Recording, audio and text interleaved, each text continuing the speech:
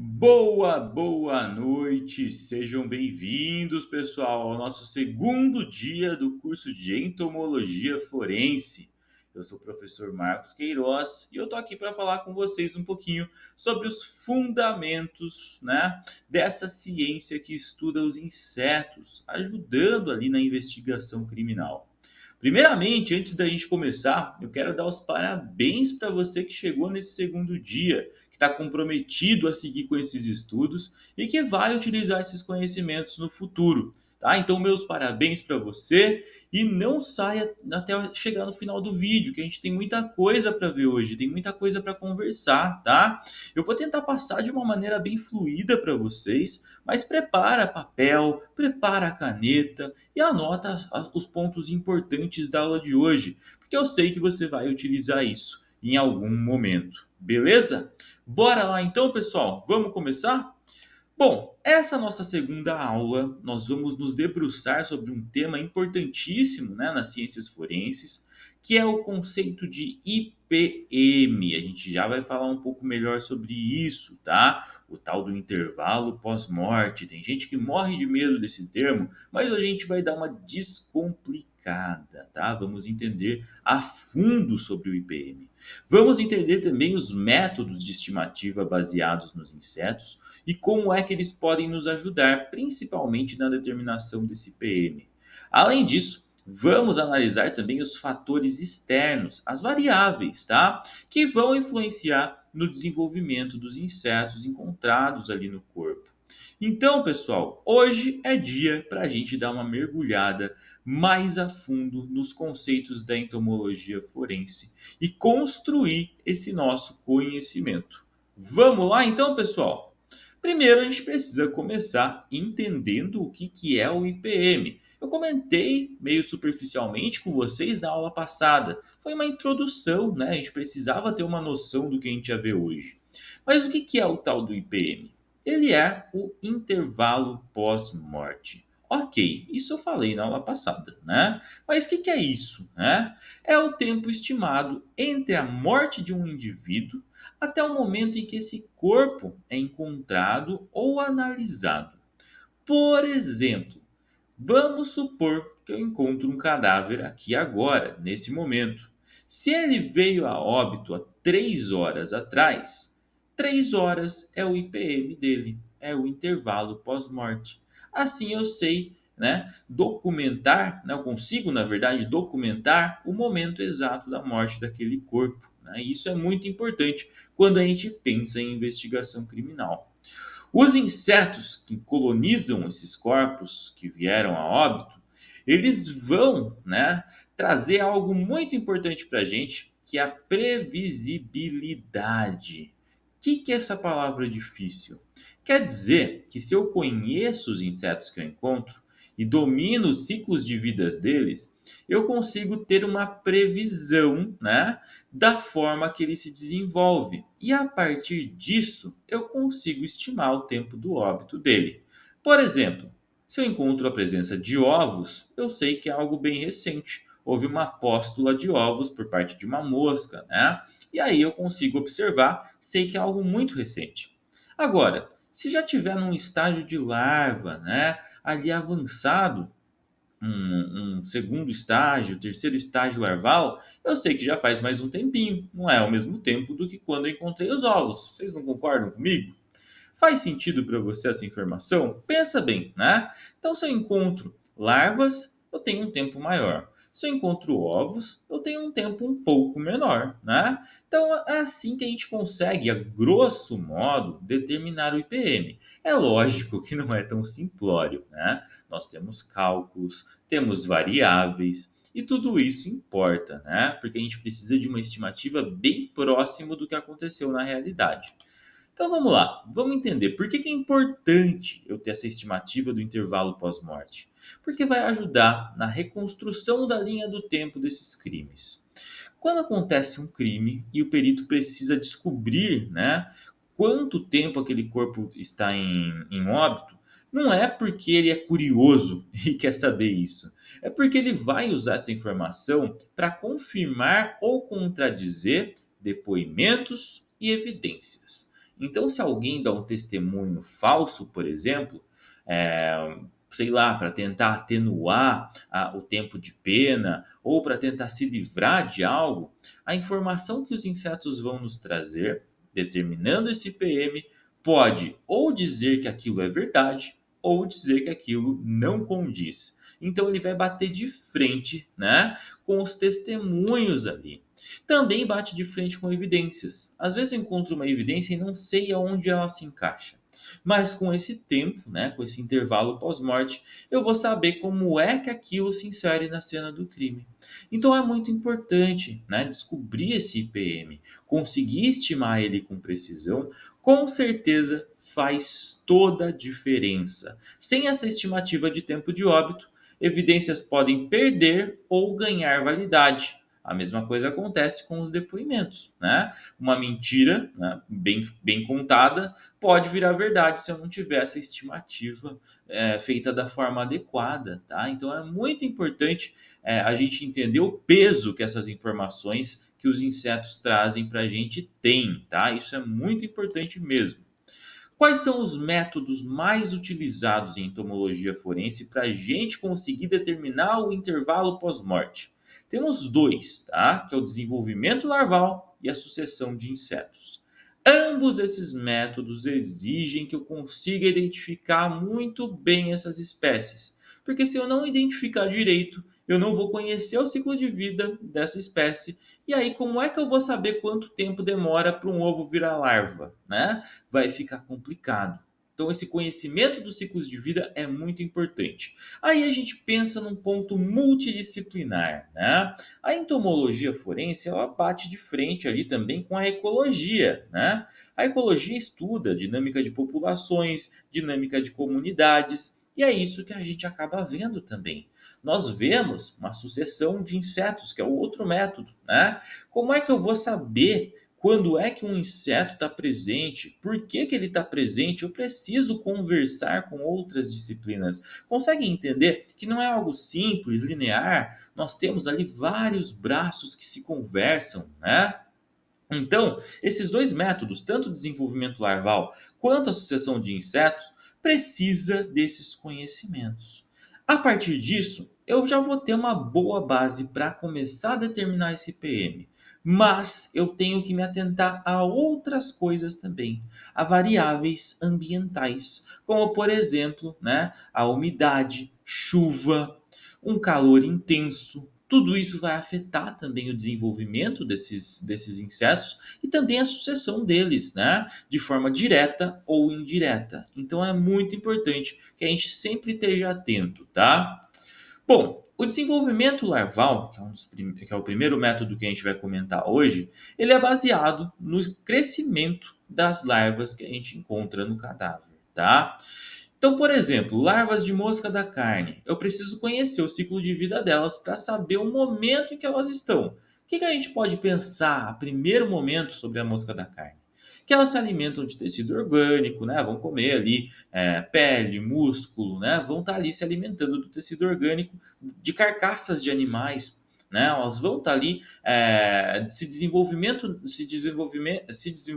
perdão, nesse ambiente, né? E elas eclodem rapidamente dos ovos depois da póstula. Então ela é bem dinâmica, né? Logo elas já viram outras moscas adultas. Saber disso já ajuda a determinar o IPM? Não vai dar uma precisão, vocês não concordam comigo? Eu saber que ela rapidamente eclode, mas quanto tempo demora para ela eclodir? Quanto tempo demora para ela passar de larva a mosca adulta, né? Como é que eu vou saber disso? Só vou saber disso se eu conhecer o ciclo de vida desse inseto a fundo, tá? Isso é muito importante. Quando a gente acompanha esse desenvolvimento larval, a gente precisa também levar em conta variáveis, temperatura, umidade, porque isso também vai afetar na velocidade de desenvolvimento dessas larvas. E a partir disso, desse conhecimento do ciclo de vida que eu tenho, que tem que ser mais a fundo, né? Juntamente com esse conhecimento das variáveis que eu tomo consciência enquanto estou fazendo análise, Isso vai me dar um IPM mais próximo do que se eu simplesmente olhar e falar assim: nossa, tem larvas, né? Então eu preciso ter o olhar com uma profundidade um pouco maior. Por exemplo, o desenvolvimento larval aqui das moscas Calliphoridae, né? Nós conseguimos observar aqui, né, nessa imagem, que ela tem, um tempo para passar pelos estágios. Então, do ovo ao primeiro instar ou primeiro estágio da larva, demora 23 horas aproximadamente. Do primeiro estar, ou primeiro estágio, ao segundo estágio, 27 horas mais ou menos. A literatura fala de 24 a 48 horas, dependendo das condições climáticas, né? Do segundo estágio ao terceiro estágio, são 22 horas. Um total de 130 horas do terceiro estágio até ela virar pupa. E da pupa até ela se transformar na mosca adulta, né, são 143 horas. Então veja bem, se eu encontro ovos, eu sei que eu estou ali entre 23 horas e 0 horas, entre o momento do óbito e 23 horas. Concordam comigo? Já consigo deixar mais específico, não é? Vejam só como essas informações são importantes. Se eu encontro larvas no terceiro estágio ou terceiro instar, o que eu vou conseguir observar? Que esse cadáver veio a óbito entre 22 e 130 horas. Não é mais ou menos isso que eu consigo perceber com essa informação do ciclo de vida? Obviamente que nós vamos ter variáveis, né? Variável clima, variável umidade, variável presença humana, variável cobertura do cadáver. Todas essas variáveis vão interferir nesses ciclos e nesse desenvolvimento. Então é bastante importante que a gente tenha consciência disso também, tá? Vamos lá. Mas a gente está lapidando, né? Começamos ali tendo uma ideia de como é que se comporta, né, esses insetos no corpo. Agora a gente já tem uma ideia de horas, quando a gente pensa, por exemplo, nas moscas Calliphoridae, né? Então, pouco a pouco, a gente vai construindo esse conhecimento. Vamos lá, gente. Sucessão de insetos, que é o próximo método que a gente vai falar. Ele vai analisar os grupos de insetos que estão presentes e a ordem que eles chegam ao corpo. Nós temos uma previsibilidade também nos tipos de insetos que a gente encontra no cadáver. É muito, muito, muito tranquilo da gente entender isso, tá? Porque a gente consegue dividir em três fases: a fase fresca da putrefação, a fase da putrefação avançada, que entra no estágio de liquefação, tá? Os tecidos já começam a se desfazer, é um estágio um pouco mais avançado, e a fase seca, tá? Que é quando todo esse tecido, né, já começa a dar lugar aos ossos e cartilagens. É o final da decomposição. Na primeira fase, a fase seca, a fase fresca, perdão, os primeiros insetos que chegam são as moscas, né? Principalmente as moscas varejeiras. Elas conseguem alcançar o corpo em até 8 horas depois do óbito. Tá? Então elas percebem o óbito, elas têm ali, né, essa consciência, esse instinto e já seguem ali para o cadáver para começar a fazer as suas póstulas de ovos, para que as suas larvas, né, se alimentem do conteúdo daquela carcaça, daquele corpo. Né? Se for um animal, se for um humano, ela vai fazer a póstula dos ovos, é a primeira a chegar, tá?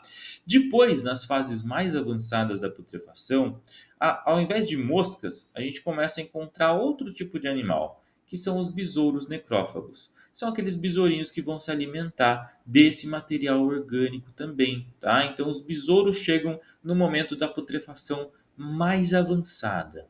E nós temos outros besourinhos, que são os dermestídeos, que eles chegam ali na fase seca, né? Então eles já vão para o final, próximo ali da esqueletização. Então a sucessão de insetos também mostra para mim o tempo que esse cadáver está em óbito.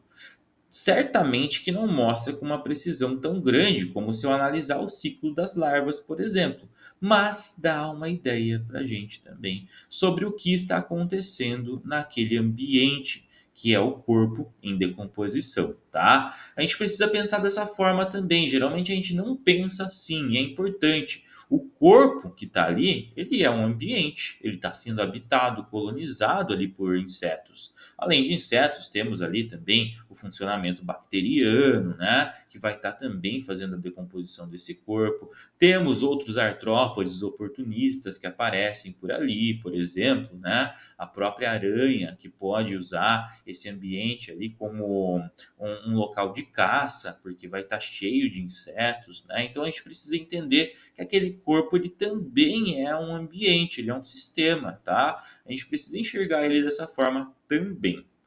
Bom, a sucessão de insetos ela é aplicada quando? Quando eu começo a ver uma putrefação mais avançada. Porque se eu consigo ver, observar besouros ainda em conjunto com moscas, por exemplo, eu sei que eu estou numa fase intermediária, tá? E ela é um complemento para esses métodos larvais, em casos que são mais complexos. Porque o método larval não é usado só em mosca, tá? Ele também é usado nos besouros, afinal os besouros também passam pelo desenvolvimento, tá? Então é muito importante a gente entender isso, esse método de sucessão, ele é complementar ao método de análise das larvas também, tá? Bom, vamos lá então, pessoal. Vamos falar um pouquinho do certificado, que também é bastante importante, né? Esse tempo que a gente está passando aqui conversando sobre entomologia é um tempo valioso para você. Você está aí adquirindo conhecimentos novos e isso é muito importante para a sua formação. Então, transformar esse aprendizado em um reconhecimento profissional também é importante. Nós, né, temos esse curso de forma gratuita, a gente oferece o curso de forma gratuita e o certificado é opcional. Então, caso você tenha um interesse em adquirir o certificado, é muito bom porque você consegue comprovar ali no seu currículo que você participou desse curso, consegue, né, usar para horas complementares, consegue comprovar uma formação e é muito interessante porque ele tem uma carga horária de 20 horas, tá? Além disso, ele tem uma validade também em toda a América Latina, tá? E o preço, o valor dele, na verdade, é muito baixo, né? Nós temos uma taxa simbólica de emissão, perdão, de R$ 39,90. É tanta emoção que eu até me emocionei aqui, né? De apenas R$ 39,90. Então, né, transformar esse aprendizado em um reconhecimento profissional também é muito importante. Lá no grupo vocês têm acesso às informações de como adquirir esse certificado opcional. O pessoal da administração manda para vocês. É só seguir o passo a passo que dá tudo certo e você consegue comprovar que teve aqui adquirindo esse conhecimento em entomologia forense. Tá certo? Recadinho dado, vamos continuar aqui. Outra coisa que a gente precisa prestar bastante atenção na entomologia forense são os GDA. O que é GDA? É o graus de acumulado, que é uma unidade que mede o desenvolvimento dos insetos de acordo com a temperatura. E olha só como isso pode ajudar no IPM também, né? O GDA ele tem uma fórmula matemática, eu não vou me debruçar tanto sobre isso, né? Até porque existem softwares que fazem, né, esse trabalho, mas basicamente ele é igual à temperatura média menos a temperatura mínima de desenvolvimento, que a gente precisa conhecer, né? Multiplicado pelos dias. Com isso, a gente consegue, né, entender o desenvolvimento larval, o desenvolvimento desses insetos e saber se eles estão acontecendo de forma rápida ou de forma reduzida. A partir disso, eu consigo fazer os ajustes naquele cálculo do IPM, né? Então, quanto maior a temperatura, eu consigo observar um maior desenvolvimento, mais rápido, na verdade, né? É o desenvolvimento larval, o desenvolvimento dos insetos de uma forma geral. Calcular o tempo é muito importante, então a gente precisa de precisão.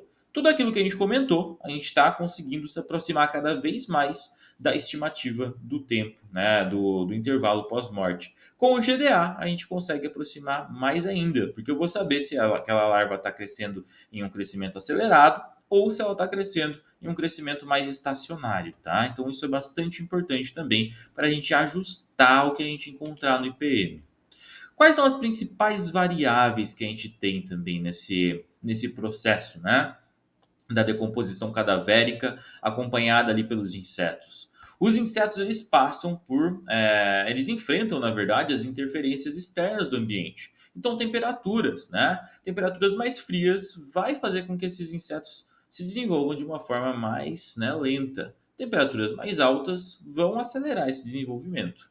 Umidade também, né? Ela afeta a sobrevivência e a atividade dos insetos. Ambientes extremamente secos, alguns insetos têm dificuldades de continuar sobrevivendo. Ambientes extremamente úmidos também. Isso acaba peneirando, né? Eu consigo também entender quais espécies eu vou encontrar ali, tá? O acesso ao corpo é importantíssimo também. Eu até comentei na aula passada um pouquinho. Se o cadáver está em uma caixa fechada, como é que uma mosca vai chegar nele? Vai dificultar, eu tenho uma barreira física, né? Então, roupas mesmo podem ser uma barreira física, sacos plásticos, enterramento, tudo isso dificulta a colonização pelos insetos, né? E isso é obviamente que reflete na hora que eu vou calcular o IPM, tá? Iluminação e ventilação também vai alterar, né, o comportamento desses insetos e até mesmo a ovoposição. Então eu preciso realmente ficar atento. O perito da entomologia forense, ele não vê só um inseto, ele precisa enxergar o ambiente como um todo, tá? Tranquilo até aqui? De boa? Vamos continuar então. Se você estiver gostando da aula, interage, manda ali um comentário para eu ver depois, né, que você estava ali assistindo, o que você mais gostou, tá? Comente ali, vamos interagir também, né? Que eu gosto de ver o comentário de vocês para depois responder, para depois poder ler, né? Entender o que vocês gostaram, o que é que vocês estão sentindo ali, alguma dúvida, algo assim. Comentem sempre, tá, gente? Que eu acabo vendo e depois respondo vocês lá no grupo, tá? Vamos lá então, gente. Drogas e toxinas, isso é importante também, porque pode interferir no IPM também, você sabia disso? Pois é, gente, pode atrapalhar ali o desenvolvimento das larvas. Drogas como a cocaína, a heroína, alguns antidepressivos e pesticidas podem afetar a velocidade de desenvolvimento larval, tanto torná-las mais rápidas quanto retardar essa velocidade. E isso vai alterar na hora que eu for calcular o IPM, tá? Então a toxicologia forense, ela acaba conversando bastante também com a entomologia forense, principalmente nesse contexto que eu estou comentando com vocês do cálculo do IPM com uma maior exatidão. Se eu tenho o conhecimento de que aquele cadáver foi envenenado por determinada substância, eu vou ter que colocar isso na hora que eu for calcular. É um peso a mais ali que eu tenho para colocar no meu cálculo do IPM, tá? Outra coisa, insetos também são bioindicadores em toxicologia. Algumas larvas absorvem substâncias presentes no corpo, afinal, elas estão se alimentando da matéria orgânica que está ali. Se essa matéria orgânica possui traços de drogas ou de algumas toxinas, essas larvas vão absorver isso também e eu posso, né, trabalhar em conjunto com o toxicologista forense para descobrir qual substância que foi consumida ou que foi utilizada ali para o óbito daquele cadáver, por exemplo. Um envenenamento pode ser descoberto por isso, pelo conteúdo que eu encontro no abdômen ou nas larvas dos insetos que estão colonizando aquele cadáver, tá? Então tudo isso tem que ser analisado em laboratório, obviamente, a gente não consegue olhar para a larva e falar assim, haha, essa aqui tá cheirando uma cocaína, né? Não dá para a gente fazer isso. Tem que ir para o laboratório e isso tudo vai ser analisado junto com a toxicologia forense, tá? Então é uma disciplina que anda de mão dada com a gente também dentro da entomologia forense. Beleza? Vamos lá então, pessoal. Outra coisa que a gente precisa ficar ligado, né? Outra coisa bastante importante que a gente precisa perceber é o enterramento e a ocultação de cadáveres, tá? Então, enterros rasos, né, ou corpos cobertos com plástico, roupas ou objetos que vão dificultar o acesso desses insetos, vai com certeza atrasar um aspecto importantíssimo que é a ovoposição. E obviamente que isso também vai alterar a sucessão dos insetos no cadáver, tá? Se a ovoposição vai acontecer mais tarde devido a uma barreira física, eu não vou conseguir calcular o IPM com uma exatidão tão grande, né? A gente pode pensar, por exemplo, que a putrefação ela vai seguir também uma marcha que a gente chama de marcha cadavérica da putrefação, né? Então a gente tem as bactérias que também são decompositores e vão ali também se alimentar da matéria orgânica, né, daquele corpo em óbito. E se eu tenho uma barreira que os insetos não chegam, essas bactérias vão acelerar, elas vão continuar a putrefação ali, né? Elas não vão parar só porque a mosca não chegou ali e colocou os ovinhos dela. Então, isso acaba alterando também, tá? O IPM estimado, se a gente não levar isso em consideração, ele vai ser menor do que o real, tá? E aí a gente vai estar errando feio, né? Então precisa prestar muita atenção nisso também, tá? Além disso, deslocamento de corpos, né? Presença de algumas espécies incompatíveis com o local em que o cadáver se encontra, vão mostrar para a gente que possivelmente, né, esse corpo foi movimentado depois do óbito. A mesma coisa acontece com estágios larvais, tá? A gente consegue observar estágios que não condizem com aquela condição em que o corpo foi encontrado, e a gente consegue ver muitas vezes vestígios de solo, de vegetação. Isso aí já entra, né, com o trabalho do perito de campo, que também vai estar prestando atenção nessas coisas. Então, larvas de espécies rurais, por exemplo, encontradas em um corpo urbano, um corpo que é encontrado na cidade, vai mostrar para a gente, né, que provavelmente ocorreu uma movimentação daquele corpo também. É importante a gente prestar muita atenção, né? Se a gente pensa em entomologia forense sem pensar nessas variáveis, nessas condições que eu estou comentando com vocês, a gente pensa que é só olhar o inseto que encontramos no cadáver e pronto. Não é assim que funciona, né? Eu sei que muitos de vocês nem pensavam nessa parte do IPM, né? Alguns de vocês talvez já tinham alguma consciência sobre isso, mas vocês percebem, pessoal, que realmente não é algo tão simples, que eu preciso ter uma visão bastante ampla, interdisciplinar, né, multidisciplinar, para conseguir entender essas informações e fazer com que elas tenham sentido também, né? Porque eu ver o estágio que a larva está ali no corpo, sem relacionar com nada, não vai trazer nada de benefício para uma investigação criminal. Eu preciso sempre estar relacionando com outras coisas, tá, pessoal? Bom, a gente sabe que existem limitadores, eu até comentei com vocês anteriormente, né, como a falta de acesso ao corpo, é uma barreira física que acaba sendo limitante para a entomologia forense, né? Contaminação ou perda de amostra, também comentei com vocês na aula passada, e escassez de especialistas, né? Então, são limitadores que são importantes. Quando a gente pensa em escassez de especialista, por exemplo, eu estou falando de um especialista multidisciplinar, é esse que consegue ligar esses pontos, né? Então é muito importante que a gente combata essas limitações e entenda elas quando elas existirem, tá? Eu estou falando novamente disso com vocês porque na aula passada a gente começou com a base. Agora a gente entende isso mais a fundo. A falta de acesso ao corpo, por exemplo, nos primeiros dias, né? Se a gente for parar para pensar, eu encontro um cadáver ali em uma condição onde o corpo está isolado, fechado, eu posso usar os insetos sim para calcular o IPM, se tiver algum inseto ali, mas eu preciso entender que esse inseto teve uma dificuldade muito maior para acessar aquele corpo e que muito provavelmente ele demorou mais tempo do que usualmente ele demoraria, tá? Então isso é muito importante da gente perceber, tá?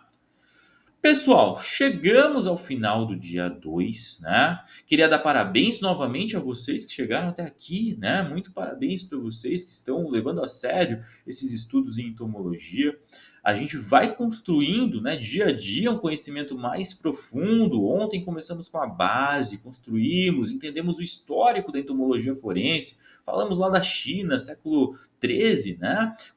Comentamos ali sobre as foices, entendemos um pouquinho sobre o IPM e hoje a gente conseguiu desdobrar o IPM de uma forma mais profunda, entender por que ele é importante, como é que são feitas essas análises em entomologia forense e também as variáveis limitadoras da nossa área. Pessoal, quero agradecer de coração a todos vocês por estarem até aqui, né, por assistirem a aula até o final. E lembrar vocês também, né, amanhã nós temos a terceira aula, onde a gente vai debruçar mais ainda sobre o tema da entomologia forense. Lembrando também que o certificado é opcional, né, pessoal, mas é muito importante para você comprovar que teve aqui, que participou e que aprendeu tudo isso que a gente conversou hoje, tá? Então, lá no grupo, o pessoal vai estar mandando para vocês o link para obter o certificado opcional, né? Acho bastante interessante e espero que vocês tenham aproveitado a aula de hoje, que vocês consigam, né, usar esse conhecimento no futuro e que tenham feito bastante anotação também, né? Precisa anotar, senão não guarda, né? É isso então, pessoal. A gente se vê na aula que vem amanhã no mesmo horário. Um abraço para todo mundo, gente. Tchau, tchau.